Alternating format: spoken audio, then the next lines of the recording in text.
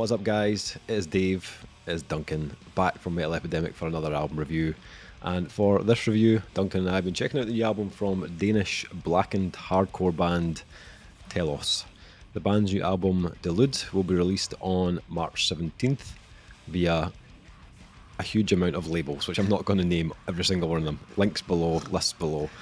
After a 2-year hiatus, Telos have returned with a new lineup containing members of LLNN, Eyes, Demersal, and Regarding Ambiguity. Now the band is ready to unleash their second full-length album, Delude. The album was recorded with Tobias Monk Tonder at Angry Music Studios, mixed by Jakob Bredal, and mastered by Brad Pottery.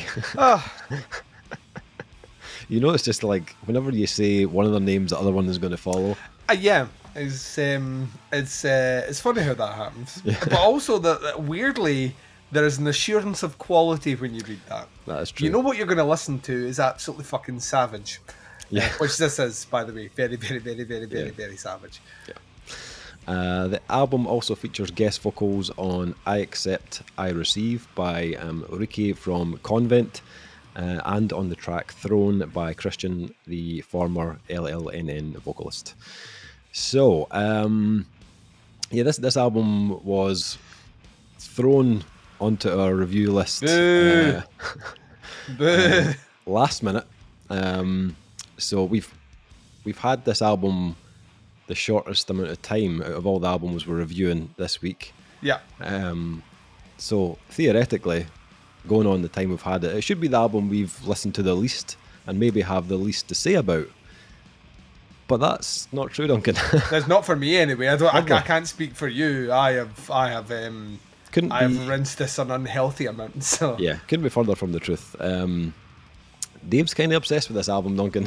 Yep. Not gonna lie. Yep. Not gonna lie. I went on their Bandcamp today. Oh, did you? Because I was like that. You know what? I'm going to throw these guys some fucking coinage.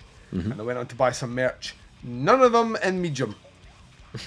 So I've come to the conclusion that everyone in Denmark wears a medium. So they have no medium tees, no medium anything left. No. If I buy a large, it will just encourage me to eat more. So I'm not doing that. And if I buy a small, I mean, you will literally be able to count my ribs all individually through it. So yeah, guys, more mediums, please. Medium, please. Times 2. Yeah, so where to start? I mean, I'm not even going to beat about the bush. I fucking love this album. Yeah. And like I mentioned, other bands, I love Eyes. Yep. The band, not the organ. Does love Eyes though. Although yeah, technically I do. I do love my Eyes as well. That's good to know. Also huge love for LLNN. And it's weird because when I was listening to this album, at times I feel like there's a kind of a bleak hybrid. Yep. Between the two at times. I'm like, yeah. Oh, right, okay, that reminds me a little bit of Eyes or a little bit of LLNN. And then there's other times I'm like, doesn't sound like any of those bands, and there's like maybe a smidge like Converge or there's another band called Hexis, which I think these guys have been involved with as well. There's a little bit of that. Even the Psyke project as well at times. Psyke project, yeah, definitely. Yeah, but for the most part, I mean, this is, as I said, blackened hardcore, but with like a really heavy, ominous kind of undertone to it. And I kind of liken that to the feeling I got with Unmaker, LLNN. This isn't maybe quite as like dystopian as that album, or as slow as that album, but it has that same kind of like catastrophic kind of darkness to it. And like Unmaker, this feels a bit of an uneasy ride at times, but I kind of loved every second of it. Yeah, this is like it's chaotic. It's full of venom, but it also has this really cool way of kind of grounding itself as well at times, and amongst all like these really kind of tangled riffs and the chaos. There is moments of like simplicity in this that kind of just allows you to enjoy the heaviness of the moment. It's the Converge part of the band Yeah. that like comes through where like Converge can do some of the nastiest, just fucking just like face melting riffs, but they always don't stray too far from the root, if you know what I mean. Yeah, So you true. always have that. You can go off and experience like the equivalent of having like your whole body's fit into like a trash can and kick down a hill. But for some reason, when you come out of that, you're back on the. Yeah, like exactly. fucking, it's like all the way through this. It's fucking great. Yeah, I don't, and even like when they move into those more like kind of contorted moments, it never felt like too convoluted any time. Like as kind of mathy as this gets at times, Yeah. it never reached a point where I was like, oh, this has just went too far. I think they push it to a level that still allows you to kind of stay with them musically and not be like lost in it at all. And also, I mean, I loved the fact that like they do share similarities with other bands, as we mentioned, but there's still this still sounds like its own separate thing as well. Yeah. Like I had to listen to Regarding Ambiguity, which is the guitarist Philip's other band, and I listened to Delude, which is the other guitarist band. And although they're like both hardcore bands, what they're doing in Telos has a totally different personality. As a side note, though, I loved what I heard of Delude, so I through this I found another new hardcore band to really enjoy. But Telos are probably more on the kind of violent side compared to those bands. They're a bit more kind of urgent, a bit more menacing in their delivery.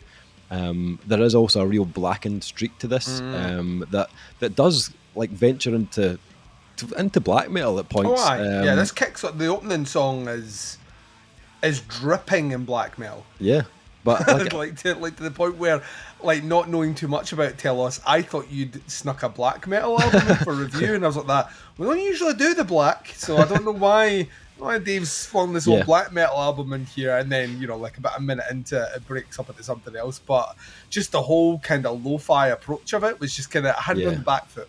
Yeah, it does, and they keep it very blended as well, though. Like it never feels like they're going hardcore, black metal, hardcore. There's that a real kind of smoothness to the whole to the sound that they've got. This feels more well-rounded than their 2016, their debut. I think there's more here that will stay with you afterwards. That debut was very raw and like quite vitriolic in tone, but I felt like it lacked a little bit of distinction between the tracks. On Delude, I feel like the tracks do have more personality and separation between them. These tracks have probably more mechanics. There's more switch ups, giving you a bit more like variation in the tempo and in the rhythm. And I think that ultimately created more kind of moments on the album for me to enjoy. There's also a bit more going on in terms of the melody on the album as well. Their debut had they had a little bit of a play with like bleak melody, but I feel like they've really expanded the scope of that on this album. It feels more part of the overall sound rather than just being like something they've added in for a bit of contrast. It feels more kind of dispersed throughout this album, which I really liked.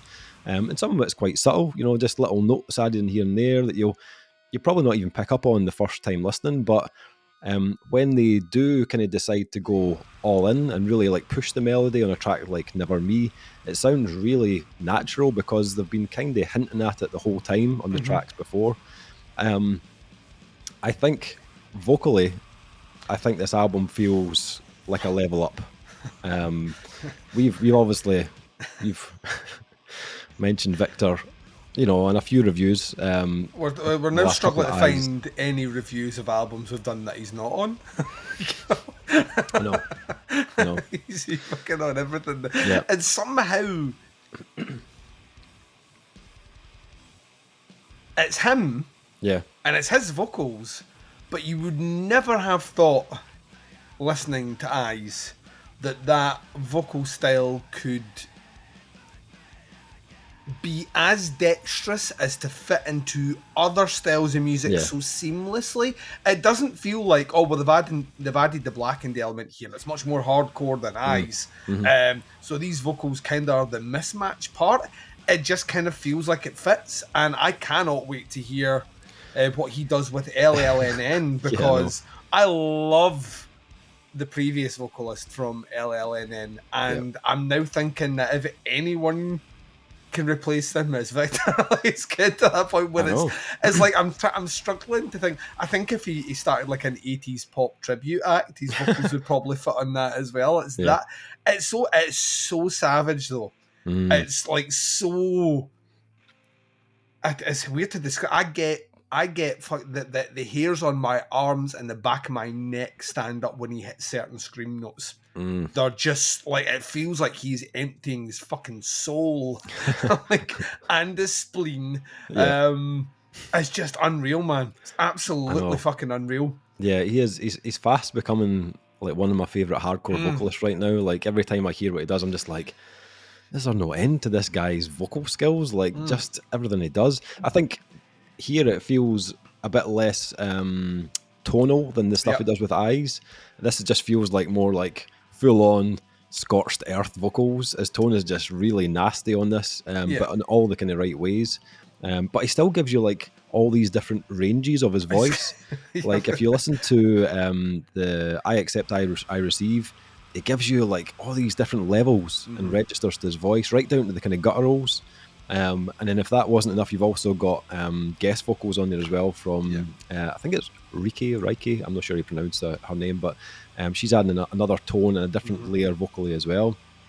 When I got to the end of track 7, as Atlas Stumbled, I was already scoring it pretty high on first listen. I was like, oh, this is really good. I know where you're going with this. And then they closed the album with a track called Throne. This track, I swear to God, like gave me like you talk about all the time. I don't get. Occasionally, I get moments where I get like a shiver. This track made me fucking visibly shiver. Yeah, it's fucking incredible. This is how you close an album. Yeah, it is. Yeah, oh, your God Almighty. Also, it features obviously, as I mentioned, Christian from LLNN, the previous vocalist. And after I heard that last track, my rating for the album went up again, just on that last track alone. It is so good. Like it's filthy. It's got the hardcore grooves. It's got the kind of dissonance in the guitars. It's got kind of mathy drum fills and blast beats.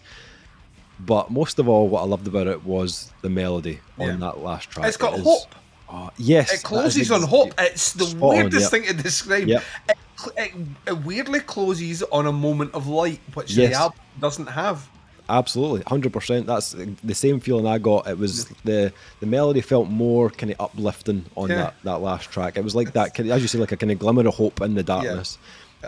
Just to stress, it's not a happy song. No, this is savage. It's absolutely savage. It is grim, but it has like this melody, and it has these almost like post-rock kind of leads, and I thought the melodies they chose were just perfect. Like it was just like the perfect ingredient for that track to close the album. I was just like, that was perfect, like stunning closing track. And then just finally, I just want to mention obviously the production of the album.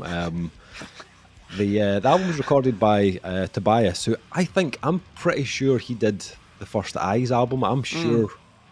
I remember reading his name. I'm pretty sure. Maybe he did the last one as well. You're right. I think he did. But I think he's done a fantastic job of just capturing the kind of raw, natural state of the instruments. But the tone of the drums and the guitars are fantastic. And then Jakob and Brad have kind of worked their magic on it as well. So no complaints from me on that front. As far as like Blackened Hardcore albums go, I think they've got the character of the production perfect. I thought it was a stunning production. What about yourself? What did you think of the rest of the album? So, like Dave did throw this in at the last minute. He's like, "Oh, by the way, we've got this was like 2 days ago. The Telos album's come in," and he kind of left it with ... just to gauge the reaction. And I was like, yes, if it comes across now, yes, we can review it on Wednesday. And I hadn't even fit in. He was like, I'm already uploading it, because he knew. He knew I was there. This is my introduction to the band. I'd never heard them before, but like from the pedigree that we mentioned, I want to say it was I think on the podcast we just dropped, where you said you checked out the latest single, which I'm assuming was Bastion, and you'd said, listen, it's spelled out LLNN, like eyes. It was just like name dropping all these bands that we've grown to love over the last couple of years. I was like, yeah, give me it. I genuinely didn't know what to expect, and like I said at the start of there, within the first like 30 seconds, I kind of thought you pulled a rib on me. I was like, hey, is Dave fucking like having a wee? Is he having a giraffe with me right now? Because it's like fucking blackmail. Yeah. And then it kicked in. Obviously, got those punchy, kind of more chaotic, hardcore elements. But by the end of Within Reach opening track, I was in so much in, and then Bastion like continued that on. It kind of at times reminded me of like really earlier Dillinger Escape Plan, not early Dillinger Escape Plan, so not like 43% burn, but more kind of when you were listening to things like Miss Machine, and you were like switching that like on for the first time, you were like, what the fuck is this? Like just like it has what they do really, really smartly is there's a level of discordant playing where it almost sounds like one of the instruments is out of key. It's not. Yeah. But they're playing like a kind of almost like this augmented discordant note against what the rest of the band's playing, and it makes it really unpleasant, but super fucking rad. It's such an easy technique for them to do, and they do it really, really well. And they only ever really do it when they're kicking into like a groove. And it makes it sound nasty. They are not detuned by any stretch of the imagination. But this is one of the heaviest things I've heard this year. Because when they hit that, when they come out of the chaos and they bring it back to the root, to the groove, it's just absolutely fucking savage. You're right. I think some of the lead work here is easy to overlook because you get these flashes of melody that come in with that. Through some of the lead guitar work, and it's almost fleeting at times, but it's so well placed that it just opens the tracks up, and it's another like kind of tool they utilize really, really, really well. Drummer is a fucking like absolute like fucking shamanic satanic wizard. I love the drums on this. Like he code switches like a bitch. Like it's like you never really know what you're gonna get, and with that, like at times, like almost to the point of breaking guitar. Like the way it's recorded, it almost kind of feels like one step too far, and it'd be blackmail. You know what I mean? It would be that kind of hissy. Like, but you can make it all out here. But the overall mix is incredible. Like once again, you can pick out everything. The bass just loves to sit in those grooves, man. Like see when things break down and it gets savage, that bass just like hello, like it just comes out of nowhere and batters you. And like you said, there's so much going on. Like, it's such a smartly written album as well, because the first 3 songs really are designed to punch you hard in the dick. And then track 4 comes along, I Accept, I Receive, which is the longest one on here by a country mile. It's about 8 1/4 long. 7 1/4 long, and it starts to show that the band really have like scope, which they haven't shown before. And then I kind of thought, right, is this is showing a different side of the band, so the back half of the album is going to be different. No. They give you that as a break for what comes next, which is like once again a savage, punishing like listen. As Atlas Stumbled, like you said, is a track that, like, see if they'd finished it there, I would have been like, like, because it really does. It just feels like they're constantly building. And then Throne kicked in. Throne might be my favourite closing song on an album this year. I think it is. It shows everything this band has to offer, but with more. Yeah. Like it finished and it finished. It reminded me. I know, it was kind of like you had that in your back pocket the whole time. The whole way through the album, and then they just gave you at the end, which I kind of love. Yeah. There's a ballsy quality about that. To say, you know, we're gonna, because I've mentioned it many times, the closing track is generally a chance for a band to wind down an album, or try something a little bit different. And Throne is neither. Yeah. Throne is like everything you've had before, but with more. Yeah. And it's really, really, really, really well done. It's an excellent closing song, and it has a prolonged outro, which really sits in that kind of melodic, like kind of melody the guitar's playing with those kind of really cool, savage vocals that are like almost tonal in parts. And it's an excellent way to close out the album. And when it finished, I honestly sat for the first time anyway, sat for about 5 minutes just staring at my player, just going, like kind of drained, but like that way where you've been in a savage pit, and you come out, and just as you're coming out, the band plays your favorite song. You're like, oh, go back in like that, and you feel yourself.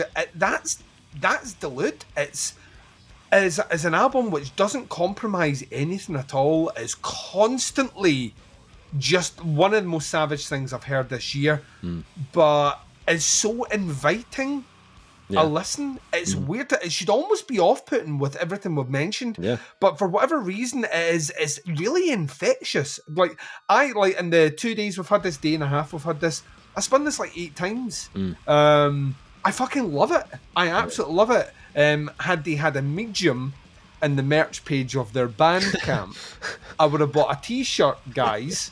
But I absolutely fell in love with this really, really, really hard. And the pedigree's there. We've talked about it before. I love the New Eyes album. I think it's great. I love the LLNN album. You've mentioned 2 bands I've never listened to before that I now need to check out as well. So the pedigree's there from all the different acts. It's very rare that you get an amalgamation of musicians who are all in really interesting kind of stellar outfits that all come together and release something truly stellar. And Telos have it. I think that this is this is giving my album of the month a run for its money, because I thought that was locked in. I genuinely think this is fucking incredible. This is top 10 worthy.